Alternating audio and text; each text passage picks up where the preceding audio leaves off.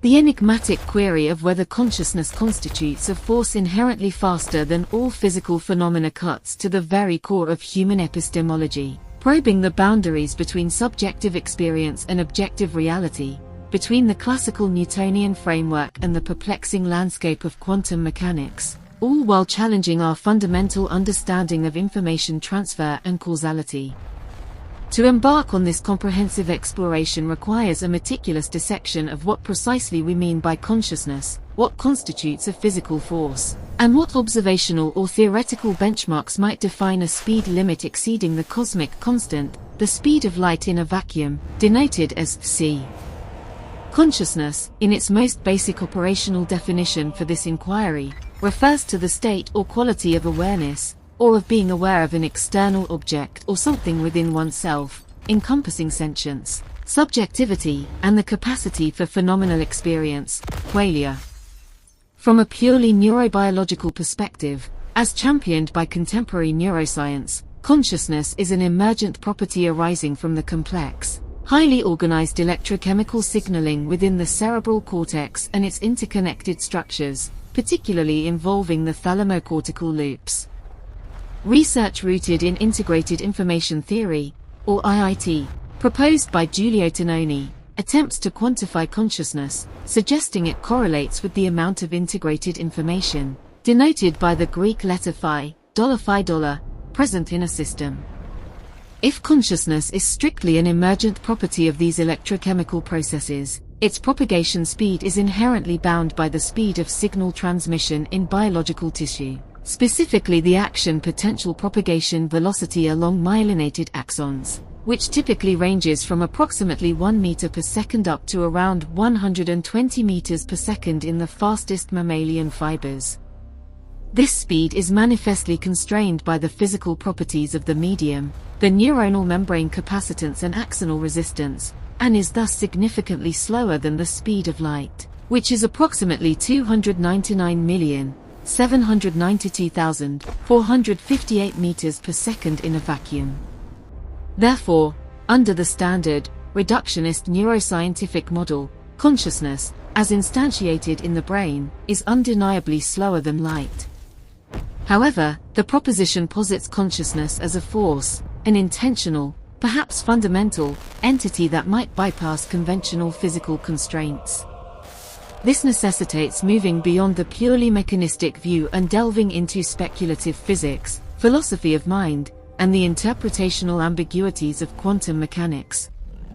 A force, in physics, is an interaction that, when unopposed, will change the motion of an object. It is mediated by force-carrying particles, or bosons, such as photons for electromagnetism or gluons for the strong nuclear force. The transmission of these forces is strictly limited by the speed of light, as dictated by special relativity, which asserts that no energy or information can travel faster than c. If consciousness were to operate faster than light, it would imply one of two profound deviations from the established standard model of particle physics and Einstein's theory of relativity. Either consciousness is non-local in a way that circumvents relativistic constraints, or it involves a medium or mechanism entirely outside the known spacetime manifold. The realm where superluminal phenomena are most frequently, albeit controversially, invoked is quantum mechanics, specifically concerning quantum entanglement. Entanglement describes a bizarre correlation between two or more quantum particles, such that the measurement of a property of one instantaneously influences the corresponding property of the other, regardless of the spatial separation between them. John Bell's theorem and subsequent experimental verification, such as the pioneering work by Alain Aspect in the early 1980s, have confirmed that these correlations exist and cannot be explained by local hidden variables. The apparent instantaneous nature of this correlation, sometimes colloquially termed spooky action at a distance by Albert Einstein, is often cited by proponents of consciousness exceeding physical limits. If consciousness is fundamentally quantum mechanical, perhaps the collapse of the wave function, which correlates the entangled states, is mediated by a conscious observer, and if that correlation is instantaneous, then consciousness, or at least the observational act associated with it, might operate faster than light. However, this interpretation critically misunderstands the no communication theorem. While the correlation itself appears instantaneous, no classical information can be transmitted superluminally using entanglement.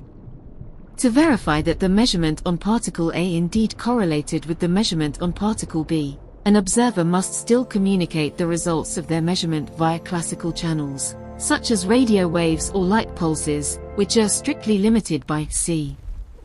Therefore, entanglement, while profoundly non-local, does not offer a mechanism for faster-than-light signaling or transmission of conscious intent. Let us pivot to more speculative frameworks where consciousness might indeed possess fundamental speed advantages. One such framework arises from theories attempting to unify gravity with quantum mechanics, such as certain interpretations of string theory or loop quantum gravity, although these remain highly mathematical constructs lacking direct empirical validation regarding consciousness. Consider the concept of the Wheeler-DeWitt equation in canonical quantum gravity, an attempt to describe the wave function of the entire universe, where time itself often vanishes as a fundamental variable. In such a timeless, fundamentally relational description, the notion of sequential physical processes occurring at a rate relative to a clock might break down entirely. If consciousness is connected to this timeless, fundamental substrate, the ground state of reality, then its relationship to temporal progression, and thus speed, becomes ambiguous, potentially existing outside the constraints imposed by the space-time metric defined by general relativity. Some panpsychist or idealist philosophies, which posit consciousness as a fundamental feature of the universe rather than an emergent one, lend credence to this perspective. If awareness is woven into the fabric of reality, perhaps its informational structure moves at a speed appropriate to the fundamental substrate, which might be instantaneous relative to emergent, lower-dimensional physical processes. Dr. Stuart Hameroff and Sir Roger Penrose's orchestrated objective reduction, or OR, theory offers a specific, albeit highly contested, model linking consciousness to quantum processes within neuronal microtubules. Penrose suggests that consciousness involves non-computable processes related to the fundamental geometry of spacetime at the Planck scale, specifically through gravity-induced wave function collapse, the objective reduction. If the objective reduction event itself is intrinsically non-local or instantaneous across spatial separation, and if this event is the physical correlate of a moment of conscious experience, then the onset of that experience across a distance might be instantaneous. However, even within OR, the subsequent processing and integration of these quantum events back into macroscopic neural activity, the actual experience as we perceive it evolving in time, must still occur within the physical constraints of the brain, adhering to biochemical reaction rates and signal propagation speeds. The debate here hinges on whether the subjective moment of awareness is identical to the underlying quantum collapse event, or merely arises from it. Furthermore, to claim consciousness is faster than all physical phenomena necessitates defining the set of all physical phenomena. This set must include electromagnetic interactions, limited by c, the weak and strong nuclear forces, also mediated by light-speed-limited particles, and potentially gravitational interactions, which propagate at c according to general relativity. If consciousness does not travel through spacetime in the traditional sense, but rather defines the frame or the substrate upon which spacetime measurements are made, then the comparison becomes one of categories, not speeds. Let us explore the notion of information transfer, which is often a proxy for speed. Classical physics dictates that the maximum rate of information transfer is c. Advances in photonics and computation demonstrate the relentless drive towards faster processing. Supercomputers, like those using next-generation neuromorphic chips inspired by spiking neural networks, achieve petaflop or even exaflop computational power, yet they are fundamentally limited by the time it takes for electrical signals to traverse circuits, still far below light speed. Even theoretical computational limits, such as Landauer's principle, which links the minimum energy required for information processing to thermal dissipation, tether computation firmly to the thermodynamics and kinetics of physical matter. If consciousness operates faster, it must be accessing information not via the propagation of physical mediators, but perhaps through an underlying informational field or geometry. Consider theoretical concepts related to faster-than-light communication that do not strictly violate causality in all models, such as those involving traversable wormholes or warp drives, Alcubierre metric. These solutions in general relativity mathematically allow for effective superluminal travel by manipulating spacetime itself, but they require exotic matter with negative mass-energy density, which has never been observed and may be physically impossible to generate or sustain. If consciousness navigates reality via a mechanism analogous to an Alcubierre bubble, a localized distortion of spacetime, then its effective speed relative to external observers could exceed c. But this is a speed of movement through spacetime, not necessarily the inherent speed of the underlying conscious phenomenon itself. The subjective experience of time offers another angle. Neuroscientists have mapped the temporal resolution of human perception. Our visual system processes information on the order of milliseconds. Speech recognition operates on the scale of tens of milliseconds. When we experience continuous reality, our brain stitches these discrete snapshots together seamlessly. This suggests that our felt speed of consciousness is tightly correlated with the processing speed of the brain, which is decidedly slow compared to light. If consciousness were faster, why is our experienced output so slow and temporally bound? Perhaps the faster, fundamental aspect of consciousness is constantly sampling or influencing the slower physical system, much like a high-frequency carrier wave modulating a low-frequency signal. But only the demodulated, slower signal becomes accessible to our subjective report. We must examine the concept of bistability in perception, where the sensory input remains constant, yet perception flips between two interpretations, such as the Necker cube or binocular rivalry. In binocular rivalry, one eye sees a vertical line, the other a horizontal line. The conscious perception alternates between the two inputs, even though the sensory information is being fed simultaneously. The alternation rate, the switching time, is determined by the internal dynamics of the visual cortex, again limited by electrochemical signaling speeds, suggesting that the conscious reporting mechanism is subject to physical constraints. If we must entertain the hypothesis of superluminal consciousness, we must search for evidence that transcends mere correlation with neural firing rates.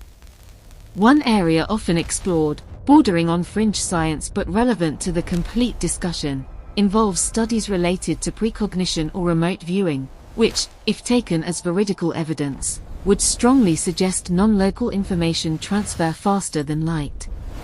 Studies such as those conducted at the Princeton Engineering Anomalies Research Laboratory, or PAIR, often analyzed subtle statistical anomalies in randomized event generators, REGs, when subjects focused their attention, suggesting a mind-matter interaction that seemed independent of spatial or temporal separation. However, these findings are notoriously difficult to replicate robustly across independent laboratories, suffer from methodological critiques regarding file drawer effects and publication bias, and have not gained mainstream acceptance precisely because they violate the established causal structure of physics.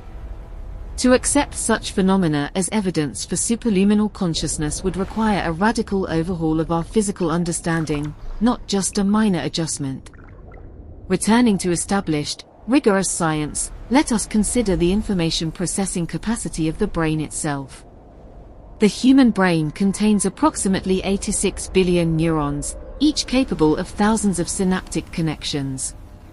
The sheer complexity suggests that if consciousness is computational, it requires immense bandwidth and speed, yet even the most powerful classical simulations of small sections of the brain operate orders of magnitude slower than real-time biological processes, let alone light speed.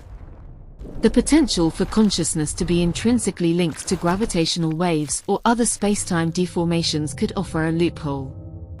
Gravitational waves, ripples in spacetime itself, travel at c. If consciousness is fundamentally linked to the geometry of spacetime rather than the matter within it, its speed might be equivalent to that of gravity. This seems to lead back to the speed of light as the ultimate barrier, unless we consider deviations from standard general relativity, such as those proposed in certain modified gravity theories, e.g., tensor vector scalar gravity, TeVis. If a conscious entity could manipulate or perceive fluctuations in these underlying gravitational degrees of freedom, and if those degrees of freedom possessed an underlying informational structure that propagated non-locally, then the premise might hold. However, current observational cosmology, including the precise timing of binary pulsar systems and the recent detection of gravitational waves by LIGO and Virgo, strongly confirms the predictions of general relativity, placing the speed of gravity precisely at c. The search for an underlying mathematical structure that governs both reality and awareness, a unified field theory incorporating consciousness, is the ultimate ambition here. If consciousness is truly fundamental, it might not be bound by the constraints imposed upon matter and energy within spacetime, but rather might be a property of the pre-geometric or transgeometric reality from which spacetime itself emerges. In this ultra-abstract realm, concepts like speed, which inherently relies on a metric structure of distance over time, become meaningless. If consciousness exists in a timeless domain, comparing its velocity to that of light, which travels through time-space, is an apples-to-oranges comparison. It is not faster, it is orthogonal to the concept of measurable velocity. To argue that consciousness is faster in a meaningful, measurable sense, we must assume that there exists a physical phenomenon, mediated by known or yet to be discovered particles or fields, which demonstrably travels faster than light, and that consciousness is either identical to this phenomenon or uses it as its primary medium. No such phenomenon has been empirically verified under controlled conditions that withstand rigorous peer review and independent replication.